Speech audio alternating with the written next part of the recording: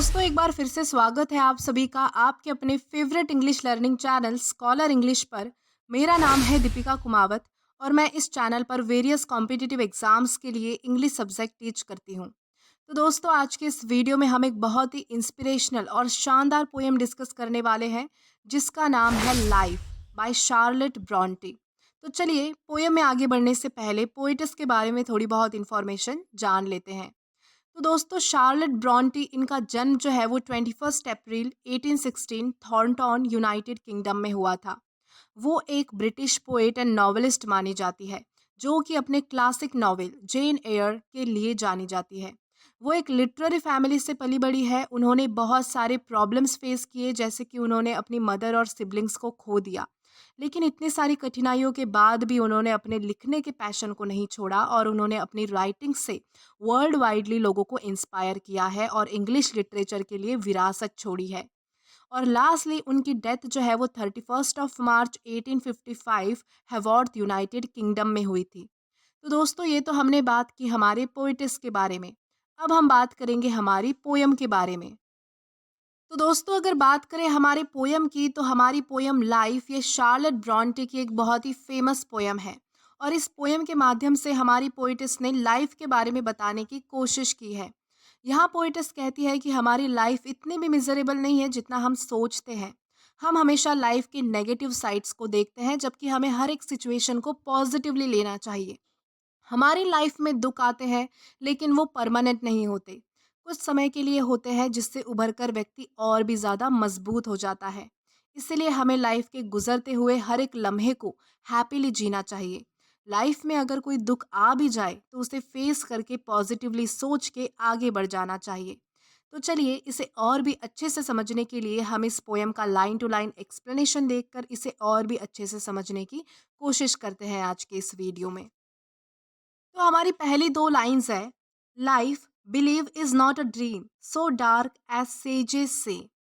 यानी यहाँ पोइटिस कहती है कि विश्वास करो, ये जो लाइफ है ये कोई सपना नहीं है। जो सेजेस होते हैं यानी कि जो ऋषिगण होते हैं, वो लोगों को अक्सर कहते हैं कि हमारी लाइफ जो है वो एक बुरे सपने की तरह है। वैसा बिल्कुल भी नहीं है। यानी कि हमारी लाइफ जो है वो कोई डार्क नहीं है, हमारी लाइफ में कोई अंधेरा नहीं है और हमारी लाइफ जो है वो सपना तो बिल्कुल ही नहीं है। After little morning rain foretells अ प्लीजेंट डे। यानी ये जो सुबह सुबह बारिश होती है वो हमारे अच्छे दिन की भविष्यवाणी करती है। जैसे कि आपने बहुत बार देखा होगा कि जब भी सुबह सुबह बारिश हो जाती है तो लोग बहुत परेशान हो जाते हैं कि अब यानी कि सारा दिन खराब हो जाएगा, दिन बर्बाद हो जाएगा, कोई भी काम जो है वो समय पर नहीं हो पाएगा, बारिश होने की वजह से जो है वो पूरा दिन ही खराब हो गया। इस तरह से जो है वो बहुत सारे नेगेटिव थॉट्स लोगों के मन में आते हैं। लेकिन इस चीज़ की पॉजिटिव साइड को कोई नहीं देखता कि बारिश रुकने के बाद सूरज की जो किरणें इस धरती पर पड़ेगी, वो इस दिन को और भी ज़्यादा सुहावना बना देगी। इसलिए ये जो सुबह की बारिश है, सुबह में जो बारिश होती है हल्की-हल्की, वो अच्छे दिन की भविष्यवाणी बताती है, यानी कि अच्छे दिन की, प्लेज़ेंट डे की वो हमें फ़ॉरटेल, फ़ॉरटेल का क्या मतलब होता है कि भविष्यवाणी करना।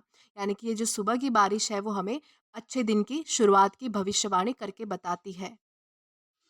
Sometimes there are clouds of gloom but this are transient all. यानी कि कभी कभी जो है वो हमारी लाइफ में दुख के काले बादल छा जाते हैं। यानी हर वक्त सेम नहीं होता। लेकिन ये दुख के बादल जो है वो ट्रांजिएंट है। ट्रांजिएंट का क्या मतलब होता है? ट्रांजिएंट यानी टेम्पररी है, परमानेंट नहीं है। यानी जो चीज़ परमानेंट नहीं होती है, टेम्पररी होती है, उसे कहा जाएगा ट्रांजिएंट। तो ये जो दुख के काले बादल है वो हमेशा के लिए नहीं होते हैं, ट्रांजिएंट होते हैं, टेम्पररी होते हैं। समय के साथ ये चले भी जाते हैं और कोई भी व्यक्ति जो है वो दुख से उभरकर और भी ज़्यादा स्ट्रांग हो जाता है, मजबूत हो जाता है। If the shower will make the roses bloom, oh why lament its fall. यानी कि अगर बारिश के कारण जो गुलाब के फूल है वो खिलते हैं तो इनके मुरझाने पर शोक क्यों मनाना चाहिए। यानी कि कोई भी चीज़ इस दुनिया में परमानेंट तो है नहीं। खुशी भी परमानेंट नहीं है तो दुख भी परमानेंट नहीं है, ये सब ट्रांजिएंट है, यानी कि ये सब टेम्पररी है। यानी कि अगर अच्छी चीज़ें हमारी लाइफ में आती है तो उनके जाने पर हमें शोक क्यों मनाते हैं। यानी कि हमें उस उनके जाने पर, उनके गायब हो जाने पर शोक नहीं मनाना चाहिए, क्योंकि ये तो इस सृष्टि का नियम है जिसे हमें एक्सेप्ट करना चाहिए। यानी कि अगर आपके लाइफ में अच्छी चीज़ें आएँगी तो वो जाएँगी भी, अगर आपके लाइफ में दुःख आएगा तो वो भी जाएगा। ये सब चीज़ें टेम्पररी है। Rapidly, merrily, life's sunny hours flit by। यानी कि तेज़ी से और प्रसन्नता से हमारे जीवन में जो धूप भरी घड़ियाँ होती है, यानी कि जो मुश्किल हालात होते हैं, मुश्किल समय होता है, वो गुज़र जाता है। यानी कि बुरा समय जो है वो जल्दी ज़्यादा टिक नहीं पाता और जल्दी से चला जाता है। और उसी तरह जो है वो अच्छा समय भी होता है, अच्छा समय भी ज़्यादा नहीं टिकता है, वो भी जो है वो जल्दी से रैपिडली, मेरीली यानी कि प्रसन्नता के साथ तेज़ी से गुज़र ही जाता है। Gratefully, cheerily enjoy them as they fly. तो इसलिए हमें हमारी लाइफ के इस ये जो सारे मोमेंट्स होते हैं ये एन्जॉय करने चाहिए। इससे पहले कि ये सारे लम्हे, ये सारे मोमेंट्स उड़ जाए यानी कि हमारे लाइफ से चले जाए, हमें इनको जो है वो बहुत ही अच्छे से एन्जॉय कर लेना चाहिए। What though death at times step in and calls out best away। यानी कि कभी-कभी हमारे जीवन में मृत्यु आ पड़ती है, हमारी सबसे प्यारी चीज़ों को हमसे छीन कर ले जाती है।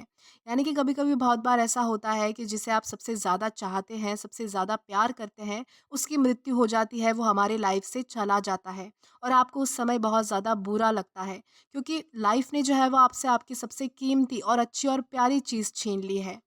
What though sorrow seems to wane over hope a heavy sway। यानी कि ऐसा लगता है कि इस दुख ने हमारी आशा पर भारी विजय प्राप्त कर ली है। यानी कि इस दुख के आगे हमारी होप्स, हमारी आशाएं जो है वो फीकी पड़ गई है, हार चुकी है। यानी कि ऐसे टाइम में जब किसी की डेथ हो जाती है, जब हमारा प्यारा कोई व्यक्ति हमसे दूर हो जाता है, तब हमें ये सारा कुछ फील होता है। यानी कि ऐसा लगता है कि हमारी होप्स जो है वो फीकी पड़ चुकी है और इस दुख ने जो है वो हमारे होप्स पर विजय प्राप्त कर ली है। Yet hope again elastic springs unconquered though she fell।